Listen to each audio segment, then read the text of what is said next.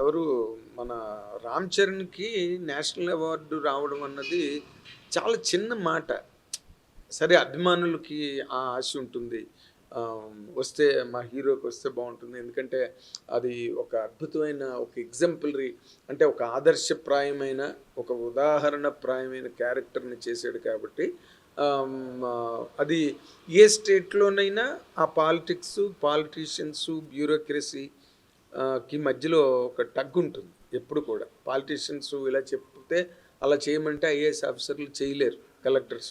కొంతమంది లొంగిపోతారు, రాజకీయ నాయకులు లొంగిపోతారు. ఈ మధ్యలో మనం ఎన్ని కేసులు చూస్తున్నాం అట్లాగా.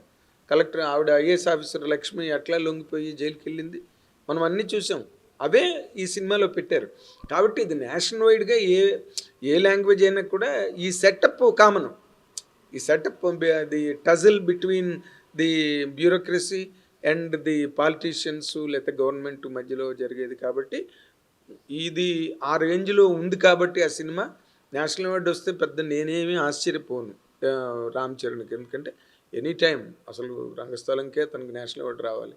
అండ్ త్రిబుల్ ఆర్ రామ్ చరణ్ని ఎంచడానికి ఏముంది, ఎందుకంటే అతను ఏదో ఇందాక నేను అన్నట్టుగా మెగాస్టార్ చిరంజీవి గారి కొడుకని ఏమి వచ్చి లేదు. అతను మనకు అవకాశం ఉంది కదా, నన్ను చూస్తారు, చిరంజీవి గారి అబ్బాయి కాబట్టి నన్ను చూస్తారు అని ఓవర్ కాన్ఫిడెన్స్లతో తను రాలేదు. చాలా కష్టపడ్డాడు, చాలా ఇష్టపడ్డాడు సినిమా ఇండస్ట్రీలోకి రావడానికి. ప్రతి క్యారెక్టర్ మీద చాలా గొప్ప హోంవర్క్ చేశాడు, ల్యాబొరేటరీ వర్క్ చేశాడు. దాని ద్వారానే ఈ రోజున తనదైన ఓకే చిరంజీవి గారి ఫ్యాన్స్, మెగా ఫాలోయింగ్ అదంతా ఒక ఎత్తు. బట్ రామ్ చరణ్ కోసం ప్రత్యేకమైన అభిమానులు ఏర్పడ్డారు. ఫ్యామిలీస్ చూస్తారు, ఇంట్రెస్ట్ పడతారు రామ్ చరణ్ క్యారెక్టర్ అంటే. అది కాబట్టి నేషనల్ అవార్డు రావడం అన్నది పెద్ద ఆశ్చర్యకరమైన విషయం కాదు. రామ్ చరణ్కి వస్తే ఆశ్చర్యపోవాల్సిన అవసరం లేదు. వస్తుందని ఆశించడంలో తప్పులేదు.